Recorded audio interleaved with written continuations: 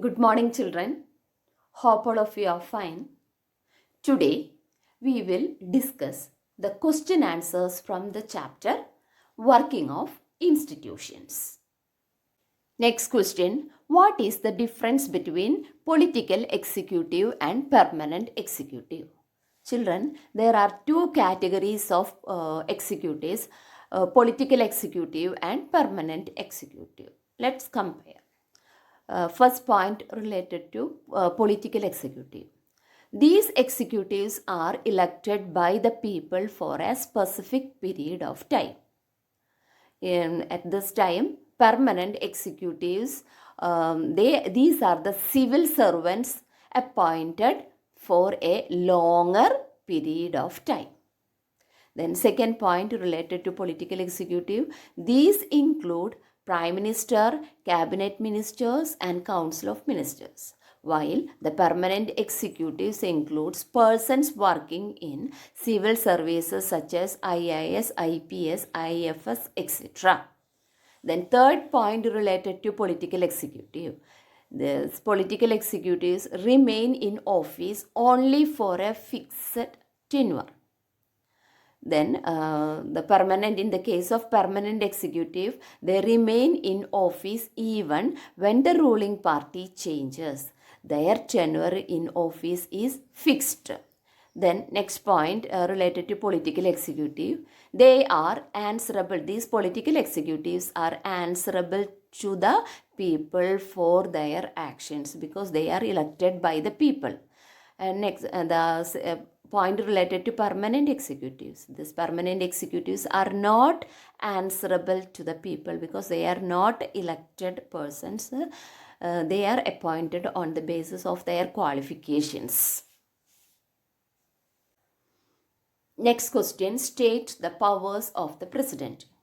In India, president is the head of the state. All government activities take place in the name of the president, but he exercises only the nominal powers. He supervises the overall functioning of all the political institutions in the country. The next, all the laws and the major policy decisions of the government are taken in his name.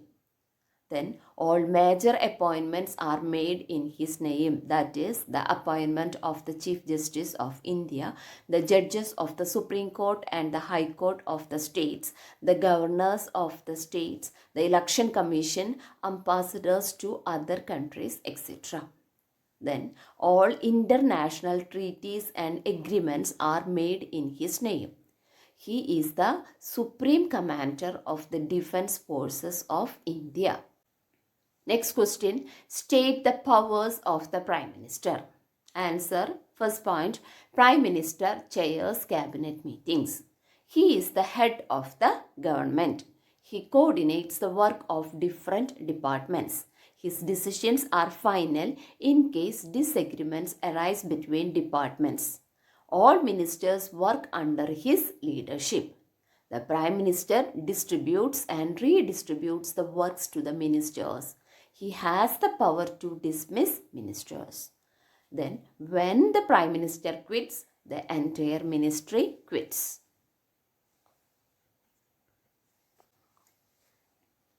Next question, describe how the Prime Minister and the Council of Ministers are appointed. Answer, the President appoints the leader of the majority party or the coalition of parties that commands a majority in the Lok Sabha as Prime Minister. Then, after the appointment of the Prime Minister, the President appoints other ministers on the advice of the Prime Minister. Next question, explain the three categories of the Council of Ministers. The Council of Ministers is the official name for the body that includes all the ministers. It usually has 60 to 80 ministers of different ranks. First one among them, the first section is Cabinet Ministers.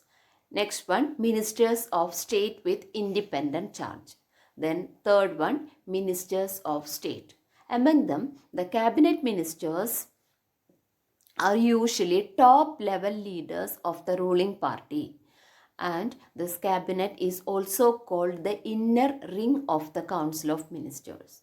It comprises about 25 ministers, so it is the most important body who take decisions.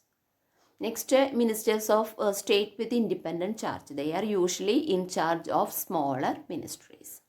And another category is ministers of state. They are attached to and required to assist the cabinet ministers. Let me conclude today's session. Children, today we have discussed the important questions from the chapter Working of Institutions. You have to study all these question answers and you must read your textbook well. Thank you. Have a nice day.